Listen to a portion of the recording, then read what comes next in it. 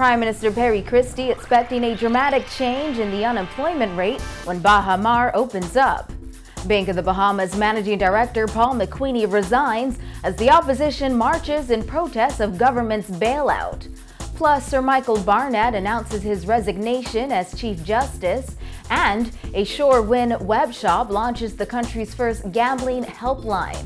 We've got those stories and more coming up tonight. I'm Dana Smith, and NB12 starts right now.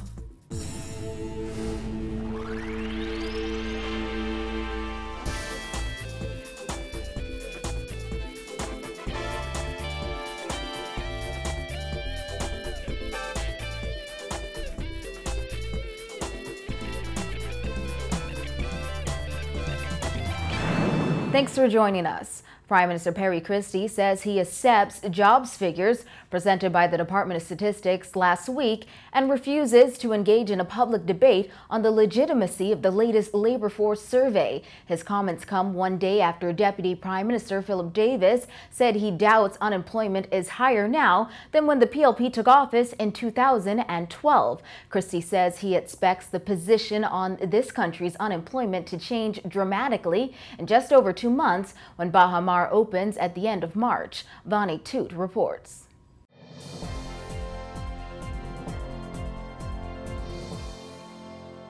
Prime Minister Perry Christie says he must accept the results of the latest labor force survey.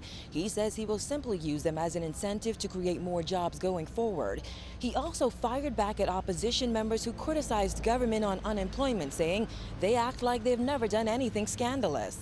I have to accept what they say, not because I don't want to question it, but because I want to use it to drive the investment program that I'm responsible for, because I know beginning virtually now there's going to be significant employment taking place. The unemployment rate increased from 14.3% in May 2014 to 15.7% in November 2014. According to statistics, unemployment is higher now than when the Progressive Liberal Party took office in May 2012. Deputy Prime Minister Philip Davis said yesterday he doubts that, but will have to look at the figures. However, Christie says he refuses to debate the accuracy of unemployment numbers. What's on the schedule for us will be able to impact positively the employment sector. So mine is that it does not have any real purpose for me to have a debate over the legitimacy of the statistics, but to deal with the fact that we know that every year 5,000 people join the unemployment. We know that people were laid off at Melia or the Wyndham. Christie, who met with Baha Mar executives and representatives of China's Exim Bank during his recent trip to China, says they fully expect thousands of jobs to be created when Baha Mar opens in late March, reducing unemployment. A few thousand people will be employed. That in itself will trigger off better statistics. So whatever the position is today, the position will change dramatically in a few weeks. The Prime Minister says jobs will also be created when the Chinese begin construction near the Hilton in April. He says government has also approved a major expansion project in Lyford Key, providing construction jobs. He also foreshadowed major developments on family islands like Exuma, Bimini, and San Salvador. Christie says the economy will not be an election issue, despite what opposition leaders think. He was responding to F&M leader Dr. Hubert Minnis, who says the PLP has failed to deliver on its election campaign promise to create jobs. They have to take a position, and they have to take a position no matter how scandalous their own behavior was. They have to take a position. And they have to pretend that they didn't do wrong and that they didn't have the problem. That's the opposition. I accept that. The latest survey, which has a reference period of October 27th to November 2nd, 2014, shows that both New Providence and Grand Bahama saw increases in unemployment. 31,540 people were listed as unemployed and 169,500 were listed as employed. The Prime Minister says Bahamians can expect great economic movement over the next 18 months, especially as it relates to opportunities for young Bahamians. Reporting from the House of Assembly for NB12, I'm Vonique Toot. Opposition leader Dr. Hubert Minnis and nearly 100 FNM supporters protested in the downtown area this morning, demanding answers and action from government on the $100 million government bailout of the Bank of the Bahamas. The protests came the same day BOB Managing Director Paul McQueenie revealed he is retiring from the post. Jasmine Brown covered the protests and filed this report. Dozens of FNM supporters marched to the Bank of the Bahamas and then to Rawson Square with their leaders this morning, who pledged to not let the Bank of the Bahamas issue die down until they get answers. Minnis made that clear as he joined those protesters who sang, chanted, and demanded answers from the government and BOB officials. Find us together, Lord, find us together.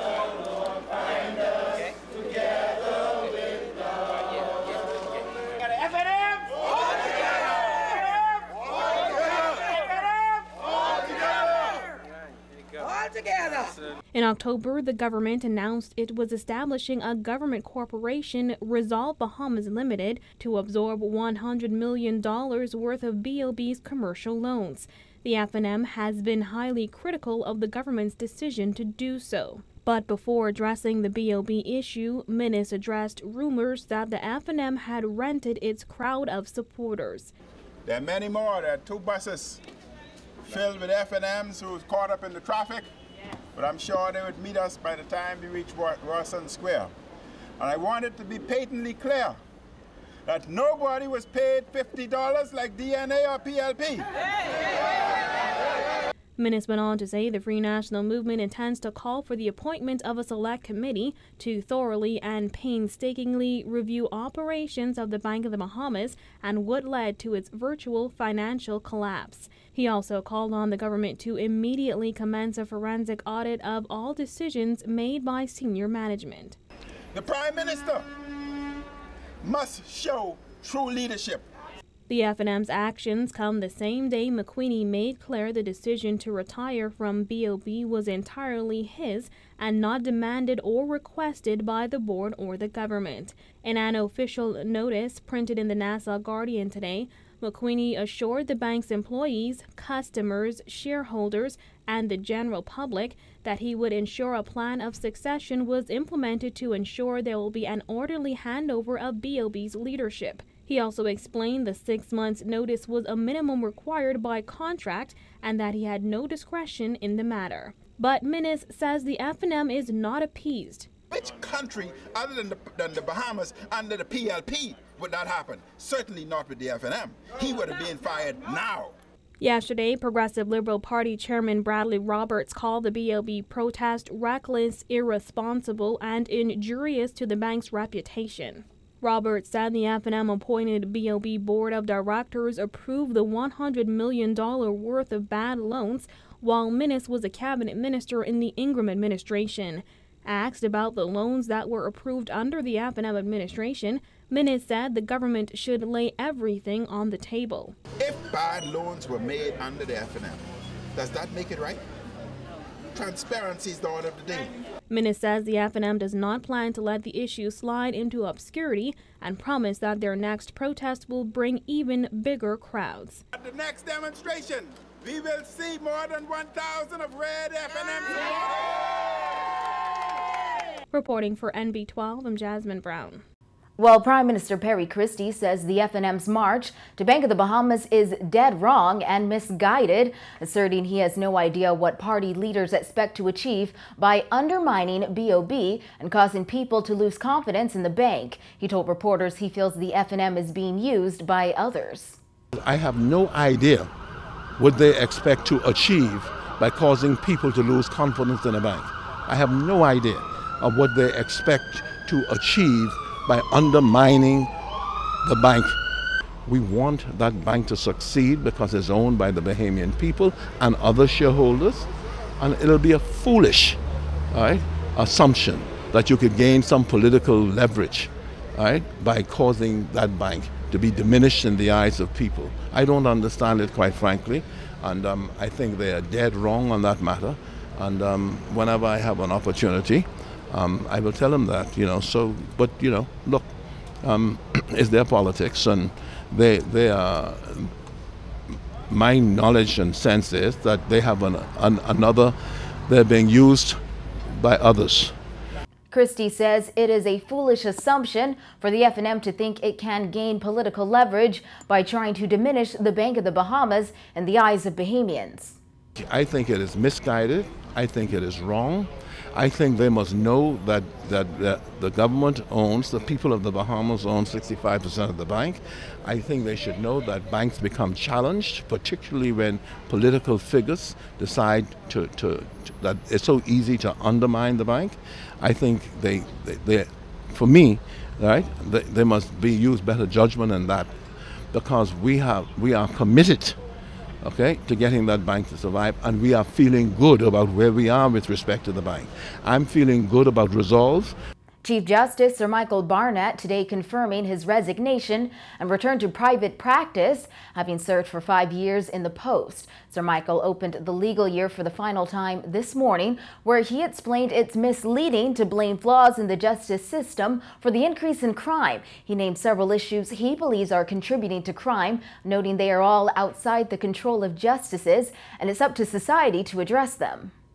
This society must find a way to address the problem of dysfunctional families, witness intimidations, persons seeking to avoid jury's duty for reasons good and bad, for a prison system that hardens some criminals, and for an unforgiving society that is not willing to give persons who have spent time in prison a second chance. These are all matters outside the control of justices. And so it is, with respect, unfair and, in my view, misleading to blame the flaws in the judicial system as the cause for the increase in crime. Giving his last address as Chief Justice at the opening of the legal year, Sir Michael noted judges work in challenging conditions and are often the subject of unfair criticisms. But, he said, our work is transparent, noting proceedings are, for the most part, public, and decisions and reasonings a matter of public record. Addressing his fellow judges, Sir Michael said he knows it is sometimes disheartening when criticisms are leveled at their rulings, and he advised those who criticize judges' decisions, particularly when it comes to granting bail, to do so only if they have all the facts. I know it is at times disheartening to hear criticisms of our decisions when those criticizing us have not informed themselves of the reasons for our decisions and the evidence and the circumstances that are presented to us.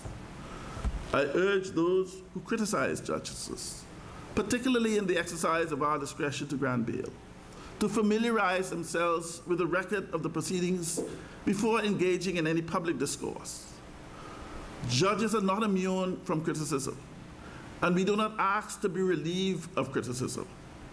We do ask that such criticism is only made after a person has properly informed himself of the facts.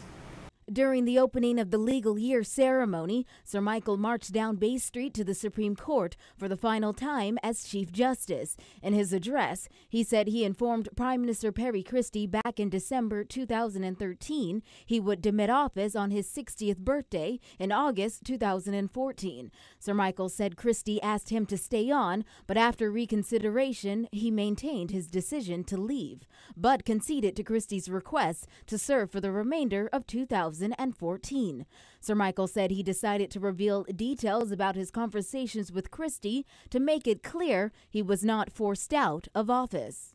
I have discussed in some detail my discussions with the Prime Minister to dispel any rumor that I am in any way being forced out of office or that I am leaving office because of any friction with the government. My decision is of my own will and for very personal reasons. Sir Michael's resignation will become effective on January 31st, 2015. He plans to return to private practice. Sir Michael added his decision to resign is one he made with his family and is dictated purely by his own personal circumstances. I enjoy being a judge. I was not overwhelmed by the challenges of the office of Chief Justice. I made this decision with much reluctance and after much thought and prayer. Former Prime Minister Hubert Ingraham today extending condolences on the passing of Grand Bahama Port Authority Honorary Chairman Sir Jack Hayward. In a statement, Ingraham said he was saddened to learn of the passing of Sir Jack, who was for many years, together with his business partner, the late Edward St. George, the heart and soul of Freeport. Ingraham said together they were more responsible for the growth and development of Freeport than any other person or persons. The former Prime Minister said Sir Jack has left a distinctive mark on the development of Grand Bahama, not only on the business and investment fronts, but on the education front, in environmental protection, and in the promotion of sports. Ingraham said he enjoyed doing business with Sir Jack, even when they disagreed, which, according to him, they did recently over the need to broaden the ownership, leadership, and control of Freeport. Sir Jack died on Tuesday at the age of 91.